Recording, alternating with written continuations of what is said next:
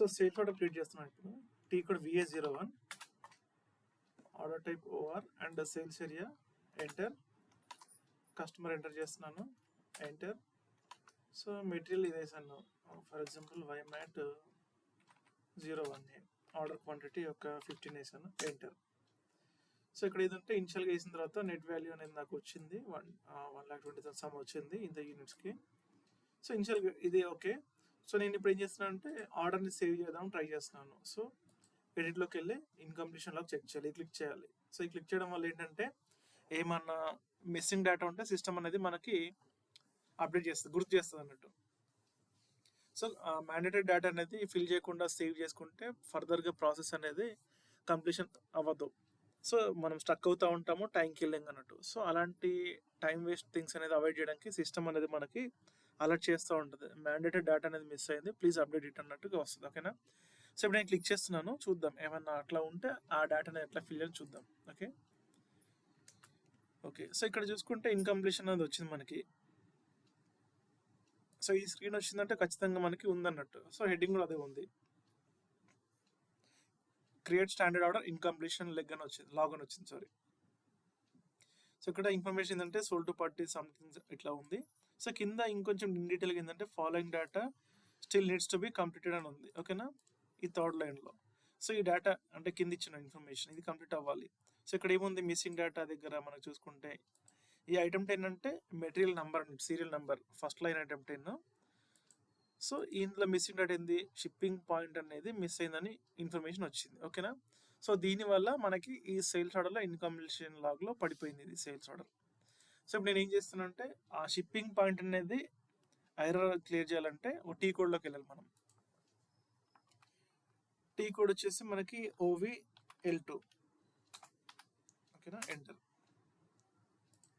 So shipping point actually ఇట్లా shipping point అనేది miss అయినప్పుడు మనం అది ఆటోమేటిక్గా రావడానికి దాన్ని ఏమంటారంటే షిప్పింగ్ పాయింట్ డిటర్మినేషన్ అంటాం. ఓకేనా, దీనికి టీ కోడ్ వచ్చేసి మనకి OVL2. ఇది 0 కాదు, OVL2 shipping point determination. So ఈ OVL2 టీ కోడ్లోకి వెళ్ళిన తర్వాత సో ఇలా ఉంది initial screen, shipping point determination heading ఇది. ఓకేనా, చేంజ్ V1 ఉంది. సో ఇక్కడ చూసుకుంటే ఫస్ట్ వన్ వచ్చేసి ఇది shipping conditions, next L group అంటే లోడింగ్ గ్రూప్, తర్వాత ప్లాంట్. ఓకేనా. సో ఇక్కడ మనము ఈ షిప్పింగ్ పాయింట్ అనేది జనరల్గా సేల్స్ ఆర్డర్లో ఎలా డిటర్మిన్ అవుతుందంటే కొన్ని ఫీల్డ్స్ ఉంటాయి. అదేంటిది, first one shipping point, sorry shipping conditions plus loading group plus plant. So based on ఈ 3 కాంబినేషన్స్ తోని మనకి షిప్పింగ్ పాయింట్ అనేది డిటర్మైన్ అనేది చేసుకుంటాం మనం. ఓకేనా. సో షిప్పింగ్ పాయింట్ అనేది నార్మల్గా మనం ఎంటర్ప్రైజ్ స్ట్రక్చర్ క్రియేట్ చేసేటప్పుడు ఏదైతే క్రియేట్ చేసుకుంటామో ఆ క్రియేట్ చేసుకున్నది ఈ కాంబినేషన్లో, అంటే ఈ కింద కాంబినేషన్లో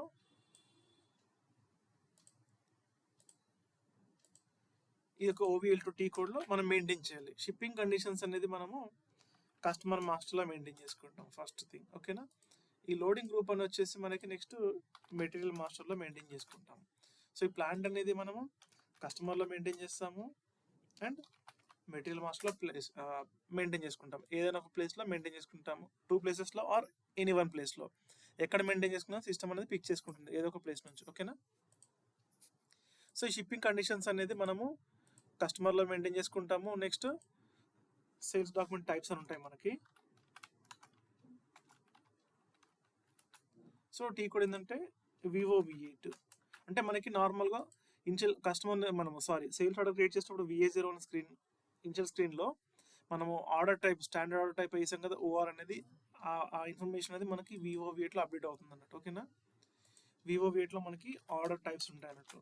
స్టాండర్డ్ ఆర్డర్ వేరే some different 19 kind of document types ఉంటాయి. ఓకేనా. సో ఈ కస్టమర్లో లేదా మనకి నెక్స్ట్ VOV8 ఈ 2 టీ కోడ్స్లో మనం షిప్పింగ్ కండిషన్స్ అనేది మెయింటైన్ చేస్తాము. సిస్టమ్ అనేది ఫస్ట్ ప్రియారిటీ ఇక్కడ తీసుకుంటుంది, ఇక్కడ మెయింటైన్ చేయకపోతే ఇక్కడికి వెళ్ళి తీసుకుంటుంది. సో నెక్స్ట్ లోడింగ్ గ్రూప్ అనేది మెటీరియల్ మాస్టర్లో మెయింటైన్ చేస్తాము. సో ఈ 2 తర్వాత నెక్స్ట్ ప్లాంట్. సో ఈ 3 కాంబినేషన్స్లో మనము వాల్యూ మెయింటైన్ చేయాలి. ఆ మెయింటైన్ చేసిన వాల్యూ అనేది సో ఇక్కడ ఈ OVL2లో దాంతో మ్యాచ్ అయితే సిస్టమ్ తీసుకుంటుంది. ఫర్ ఎగ్జాంపుల్ ఇక్కడ నేను ఏం చేస్తానంటే SAPలోకి వెళ్ళాను OVL2 ఓకేనా. సో ఒక థింగ్ ఫస్ట్ ఇంకోటి ఏంటంటే పొజిషన్కి వెళ్తున్నాను. సో షిప్పింగ్ కండిషన్స్ జనరల్గా నేను 01 పెట్టుకున్నాను. లోడింగ్ గ్రూప్ 0001, ప్లాంట్ వచ్చేసి Y100. సో ఈ కాంబినేషన్ యాక్చువల్గా నేను మెయింటైన్ చేసిన డేటా. సో ఇక్కడ ఫస్ట్ సిస్టంలో ఉందో చెక్ చేసుకుందాము. 0001 okay, 01 okay, next 0001 okay, plant and డిఫరెంట్గా ఉంది ఓకేనా. సో మన కాంబినేషన్ లేదు.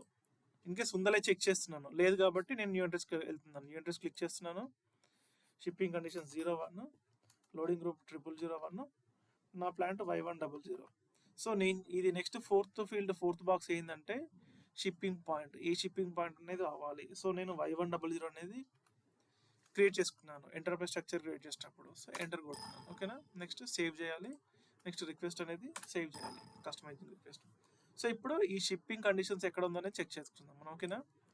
నేను ఏం చేస్తున్నాను అంటే కస్టమర్ ఓపెన్ చేస్తున్నాను. XD02 T code customer enter చేయాలి, company code and sales area enter.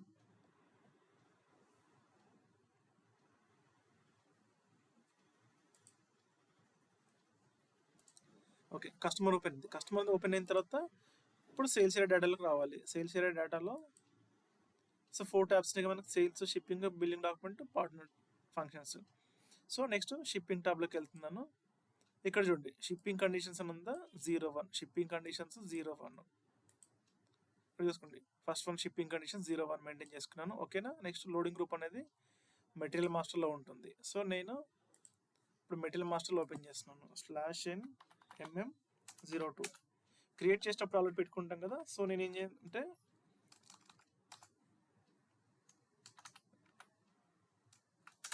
So material already create చేస్తాం కాబట్టి జస్ట్ ఇప్పుడు డేటా చెక్ చేసుకోవాలి ఓకేనా. సో ఫర్ ఎగ్జాంపుల్ నేను లిమిటెడ్గా ఈ వ్యూస్ అనేది సెలెక్ట్ చేసుకున్నాను. Plant and sales organisation, distribution channel ఇవి మెయింటైన్ చేయాలి, ఎంటర్.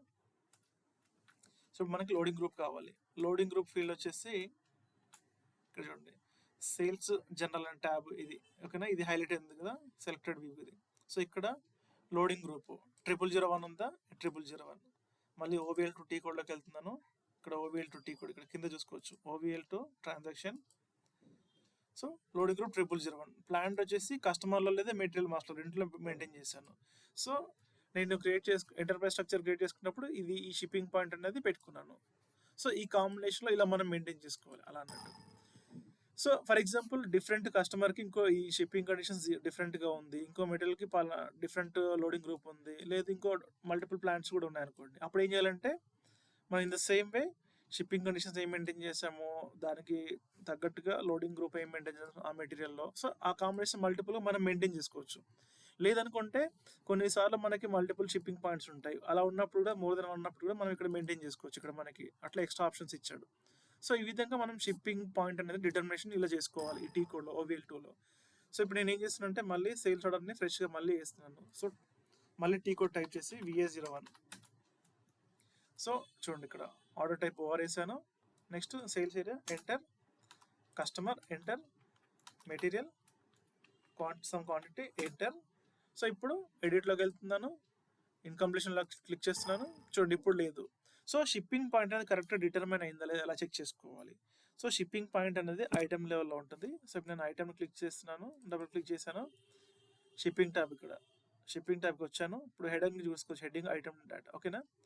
ఇక్కడ చూడండి షిప్పింగ్ పాయింట్ అది ఇక్కడ షిప్పింగ్ పాయింట్ అనేది OVL2లో మనం ఏం మెయింటైన్ చేస్తాము చూడండి Y100 ఎగ్జాక్ట్గా ఇక్కడ సేల్స్ ఆర్డర్లో